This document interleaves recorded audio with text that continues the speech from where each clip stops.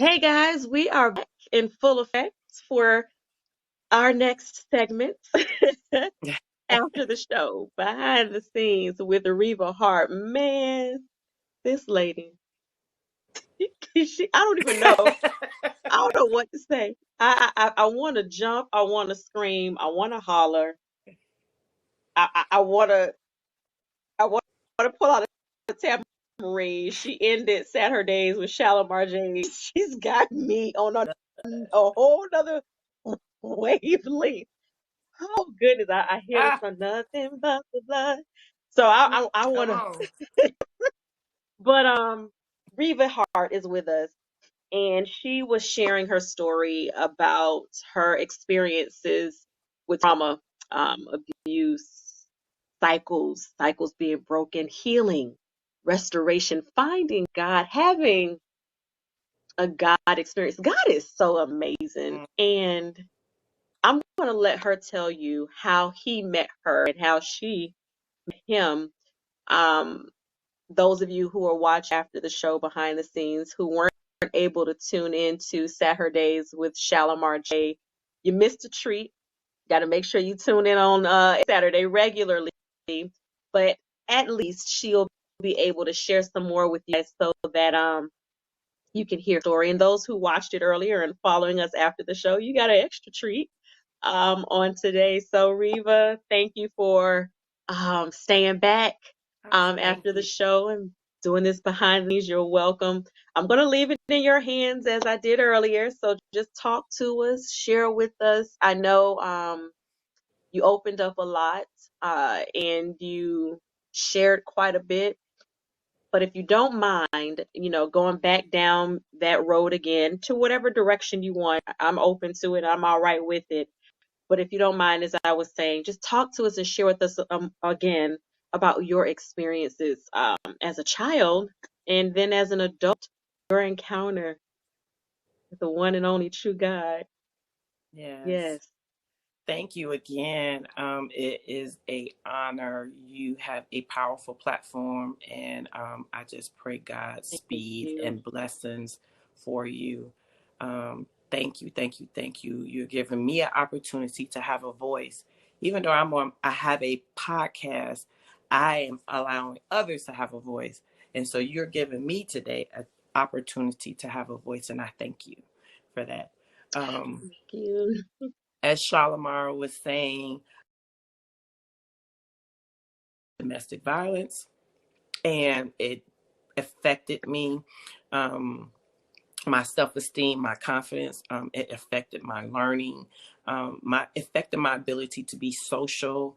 I was either too attached in relationships, or I couldn't get attached. I'm too distant from being in that experience. It followed me. I end up drawing people to me, including relationships that look like what I grew up in. And with that being said, I was in a relationship. Um, he ended up being murdered before me. From that, I had to pick up and get myself together, and I had to go to school, which was very difficult. And the end result was I dropped out of high school. I dropped out of high school in the ninth grade. Um, and I found myself wandering. I was in the streets doing lots of things. My feet traveled in areas that I should not have been in at an age of 15, 16, 17 years old, doing things that I should not have been doing. And I ended up getting married at 21, was pregnant with my daughter at 19, got married at 21, had 5 children, all before the age of 25. Found myself in cycles of homelessness, cycles of trauma, just being in places where I shouldn't have been. Things always seem to been in places to where it was threatening to my life. Well, what I wasn't able to say on the show, and you guys are getting the good of it, is that that was a sign that I had a strong purpose on my life. The enemy was trying to take me out at a very young age, up to a young adult. And as I you started sharing with my mother after I did have my encounter in my living room on the floor, didn't know who Christ was. I'm just crying and having a literal breakdown. Bishop Bronner in Atlanta was ministering, doing a live TV show, and he was ministering, and he began to prophetically speak and say, there's a young lady sitting on the floor right now. You feel like you're losing your mind. Christ is going to come into your living room, and you're going to have an encounter. He began to say even more specific details, which caused my attention to say, oh my God, is he talking to me? What is he talking about? And I was like, what is this? What is he talking about? Like, what? And I did. I had an encounter. The presence came all over my head. I felt this heavy, heavy presence. And I just began to weep. And it was like a purifying weep. I went from having a panic, frantic breakdown to I was just wailing in release. And my life changed from that day on. I was in pursuit of my healing, my wholeness. I was in pursuit of figuring out why was I the one in my family that was, one, able to survive what I was going through. Two, that you allowed me to see things in a different way. I did not know, as one of my favorite teachers, Dr. Faith Wamaka says, you're marked. And she mentioned things like that. If you live differently and you're always having these near-death experiences from childhood. And as I started speaking to my mother, I found out that my parents used to be so worried about me. I was getting hit by cars at a young age, getting up out of the street, walking away. I was getting things dropped on me, poles in my head at 4 or 5. There was so many broken collarbone, 3rd-degree burns. It was continuous. Where I realized, and I want to speak to a lot of my sisters that have experienced cycles of trauma. I want to encourage you to implore the idea that you may be marked to change the trajectory of your family, because I was. I dropped out of high school in ninth grade, and I am now holding a master's degree. I am a director of operations for a clinical medical laboratory that deals with the blood. How ironic. God is so good to me. He let nothing goes to waste. And also he wanted to make sure I was constantly reminded there was nothing but his blood that saved me. It was nothing but his blood that changed my life. It was nothing but his blood that covered me. And I want to just let you guys know, was this journey easy? No, it's some days I still cry. God, why? Why? I carried a lot of the wounds in my emotional realm, and I lacked a lot of parental guidance. So I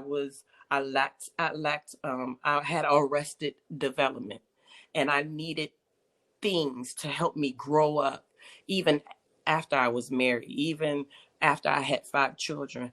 And he was gracious. He sent people my way. I sought out people. I sought out mentors. I sought out in my church to constantly stay grounded in being taught the word of God, so it can change my thinking, change my way of living. And I have changed. No one thought I would make it, especially a young girl coming from the street, broken home with 5 kids, and you dropped out of school in the 9th grade. Where you going? They said I wasn't going nowhere. But baby, there was a plan. There was a destiny for my life. And with that, I have now changed some generations. Even my mother's still living, but I have helped change her life because I chose to pursue the Lord. I knew he had a plan. He's promised he had a plan. He said he's not a God that he shall lie. So I held him to it. God, you said you weren't going to lie. This is what your words say. So what is this for me? And before you know it, over a course of time, Shalimar, those cycles of stuff always happening. Something always going on in my household. Something always happening to my children. Those things started breaking. Why? Because I began to use the power of the word. I leaned on wise counsel. I employed and enlisted wise counsel. I sought out people that had the wisdom of God on them. I inundated my life. I was really different from anything that looked like from my biological family. And I can say today my children are very successful. They're very successful. There's no one has been able to reach the success heights of what my children are doing right now. And that, my friend, is you breaking generational curses and releasing the blessings of God that has been stored up for the generations your generations to come and your generations to come. That's my story. I know that I'm a curse breaker. Was it easy? Again, like I said, no. The hardest thing for me was, Shalimar, the therapy wasn't that hard for me.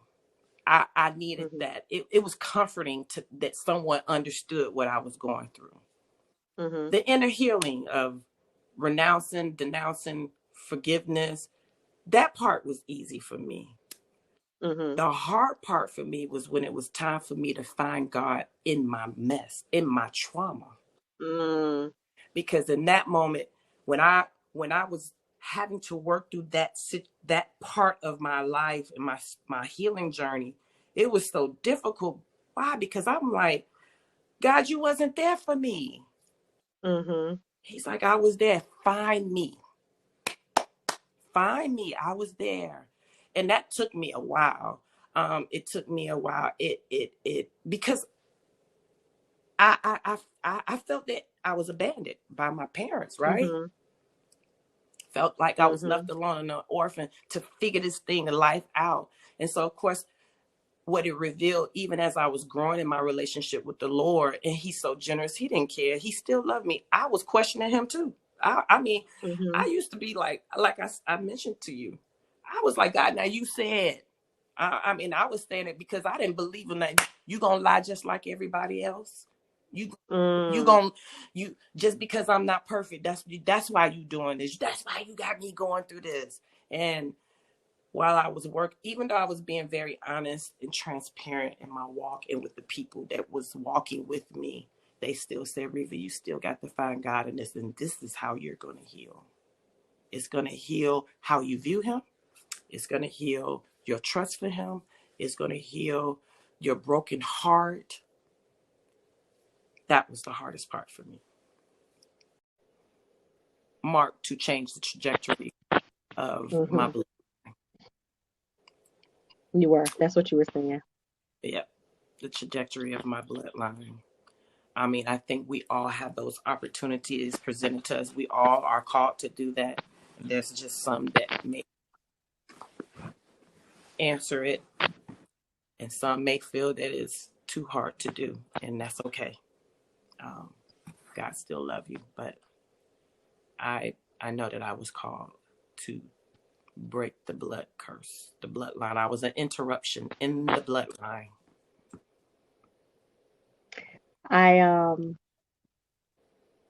As you were talking about what your responsibility is as a mother, breaking those generational curses, and then, girl, you said that you were a curse breaker. I could have jumped, not for show, but I know it. I understand the magnitude of that, the validity of it, and the power in it. That's what made me want to just, because it excited me.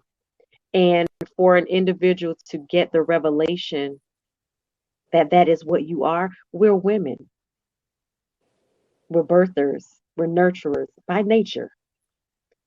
And once you're able to make the connection, when you're able to understand all of the power that God gave us, Yes, and believe it, and I'm talking to me too, because sometimes we got to remind ourselves.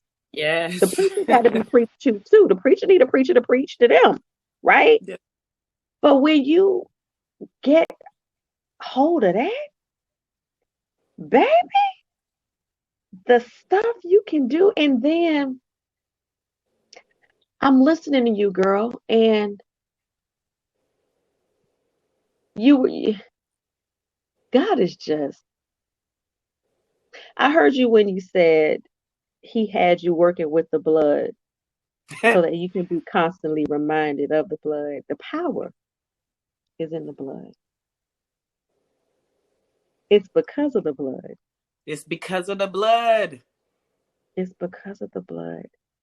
Come on. Even the healing is in the blood. The healing is in Now, the blood. if we even talk about it, girl, I'm crying. I hope a little makeup no. But if we talk about it literally, now once Hmm. upon a time, I before I decided to go into education, I wanted to be a nurse. And I actually ended up going to school to become a medical assistant. There was this associate's degree program. So I was going to test the waters a little bit because I didn't know if I wanted to invest as much time and money into like a complete nursing program. But it was a degree, and I was like, yeah, I'm gonna get it. So I started learning about the blood, and I learned about a centrifuge and how you separate the blood and the plasma, and how the blood operates, how imperative the blood is, and sometimes when you lose blood and you try to replace the blood, it can't always be replaced. Sometimes you try to get transfusions and it don't always work because it was in the original blood. Girl, when I Come got on. the understanding of the and when you went to talk about the blood, girl,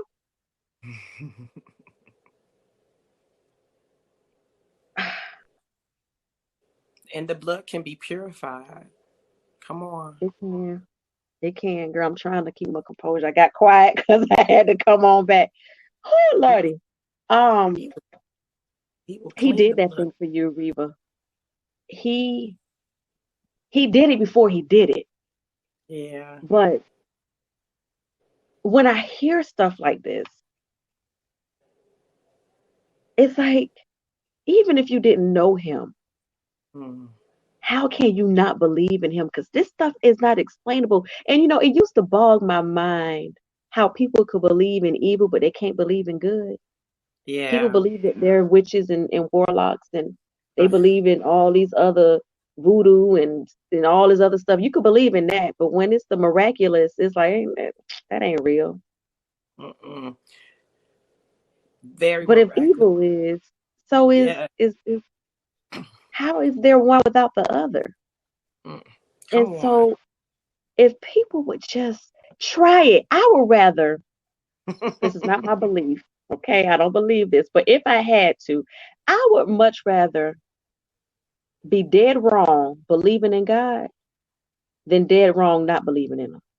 Yes. Come I on. would try my luck doing what this Bible tells me to do. I mean, all it is telling you to live right in essence, Yeah. have It faith has all and that. believe and do what you're supposed to do. What's Yes. wrong with doing that? Then to go, and my days are, my day has come and the day has come, and to hell I go. I can't be like, but wait, no, but see, listen, I thought, God, I didn't really know that. I can't do that then. It's the time is up. So I would much rather, if it were a question in my mind, if I would much rather live right, do right, and find out I was wrong, than, like I said, to not live right and do right, and find out that I was wrong. That's right. But He did a work in you. He is still doing a work in you, Absolutely. and He's a transformational God. He is. He Yes, is. he is. And what you are going to experience when your children when they get to the point, because we always learning, we're always living, we're always growing. But when they reach a peak, Yes.